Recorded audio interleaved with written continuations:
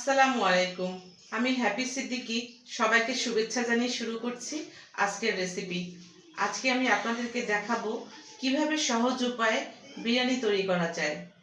আমি জানি আপনারা সবাই বিরিয়ানি রান্না করতে পারেন, তবে আজকে আমি আমার মতো করে বিরিয়ানি রান্না করে আপনাদের সাথে শেয়ার করব। তো চলুন বন্ধুরা, আর কথা নয়, আমরা রেসিপিটি শুরু করি। আর বিরিয়ানি রান্না করতে আমার যা যা লাগছে, আমি এখানে পোলাওর চাল নিয়েছি 1 কেজি, চিনি গুঁড়া পোলাওর চাল। আপনারা ইচ্ছা করলে এখানে বাসমতি চালটাও নিতে পারেন। মাংস নিয়েছি, মুরগির মাংস 2.5 কেজি ওজনের। আর নিয়েছি বিরিয়ানি মশলার একটা গ্রেভি, এটা আমার ডিসক্রিপশন বক্সে দেয়া থাকবে আমি কি কি উপাদান দিয়ে তৈরি করেছি। আর লাগছে সেরকা, পেঁয়াজ কুচি, সয়া সস, পেঁয়াজ বেরেস্তা, কাঁচামরিচ, সর্ষের তেল, সয়াবিন তেল, এই দুটো মিলিয়ে আমি আজকে রান্না করব।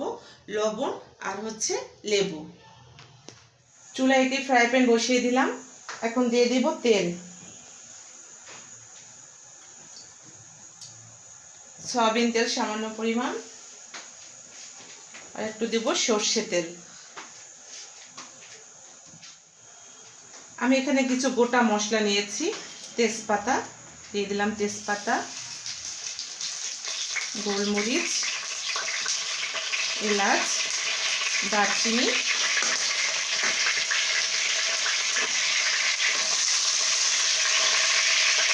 দিয়ে দিলাম মাংসগুলো। নাড়াচাড়া করে নিতে হবে।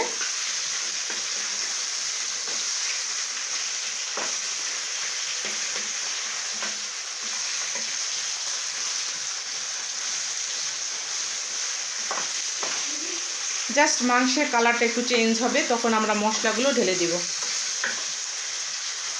দিয়ে দিলাম সামান্য লবণ, কেননা গ্রেভির মধ্যেও কিছু লবণ দিয়েছি আমি, তাই সামান্য পরিমাণে লবণ দিয়েছি।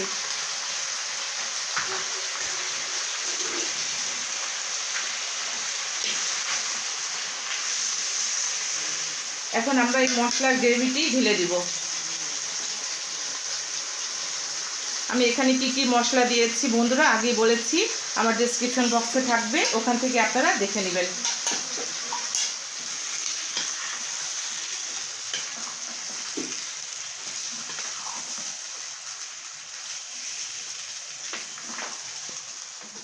দিয়ে দেব সামান্য সয়া সস,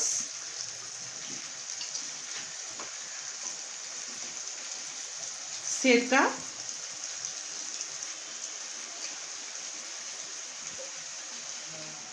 লেবুর রস,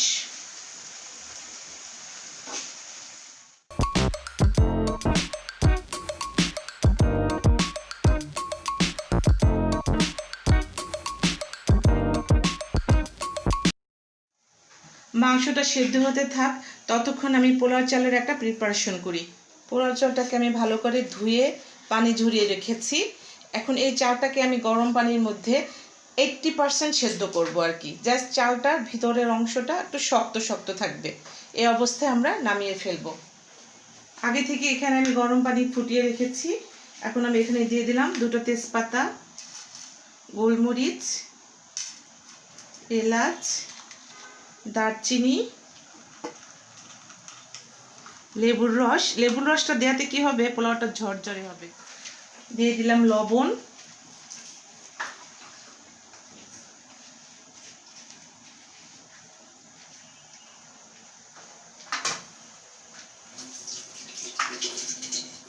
খুব সাবধানে ঢালতে হবে, পানিটা যেহেতু গরম। আর এই প্রসেসটা খুব সাবধানে করতে হবে টোটাল, কারণ এই চালটা একটু নরম বা শক্ত হয়ে গেলে বিরিয়ানির স্বাদটাই পাল্টিয়ে যাবে।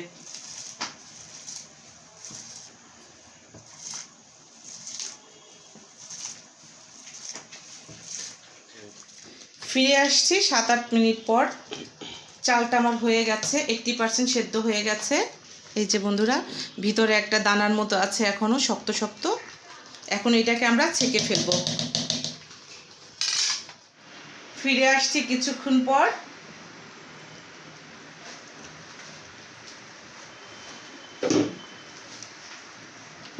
মাংসটা সেদ্ধ হয়ে গেছে। এখন দিয়ে দিব কাঁচামরিচ,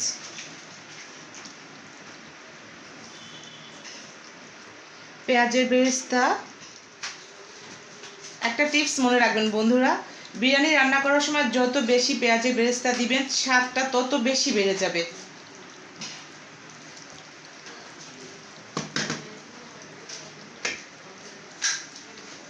হয়ে গেছে মাংসটা। এখন আমরা মূল রান্নায় ফিরে যাব। দিয়ে দিলাম সরষের তেল আর দিয়ে দিলাম সামান্য সয়াবিন তেল। এটা হয়েছে আমার সেই চালটা, পোলাওর চাল, যেটাকে আমি 80% সেদ্ধ করে রেখেছিলাম। এটার কিছু অংশ এটার মধ্যে আমি ঢেলে দিব।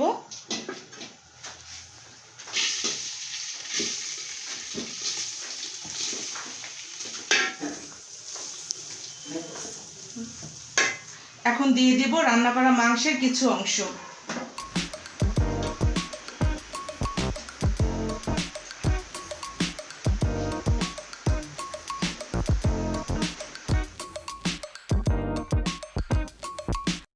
এখন দিয়ে দিব কিশমিশ, কাজু বাদাম, পেস্তা বাদাম কুচি কুচি করে কাটা।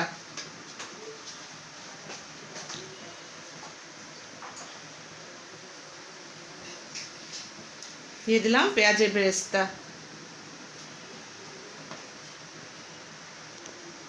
বাকিটা রেখে দিলাম, এটা উপরের অংশে দিতে হবে। বাকিটা দিয়ে দিচ্ছি।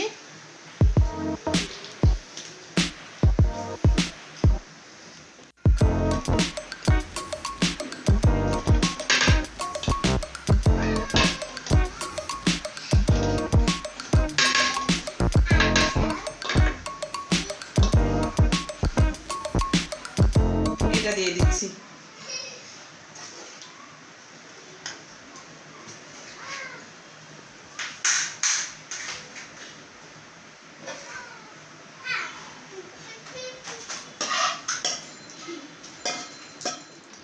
দিয়ে দিলাম বাকি অংশগুলো, কাজু বাদাম, পেস্তা বাদাম আর কিশমিশ, আর হচ্ছে পেঁয়াজ বেরেস্তা।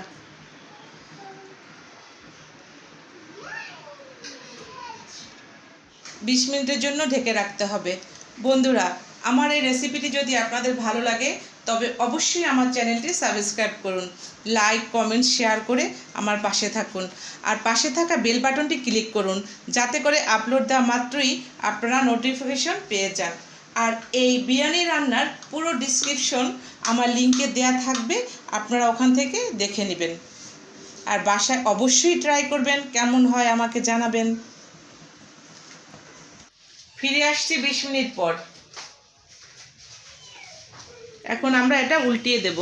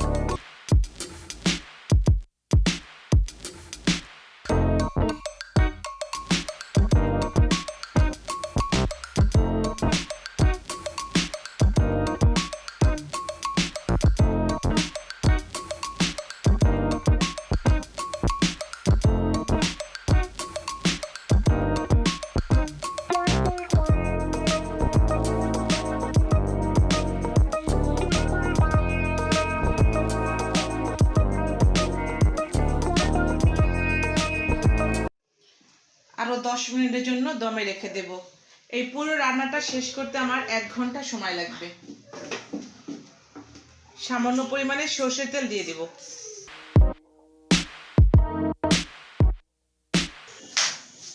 হয়ে গেল আমার চিকেন বিরিয়ানি। সবাইকে শুভেচ্ছা, ভালো থাকবেন, আল্লাহ হাফেজ।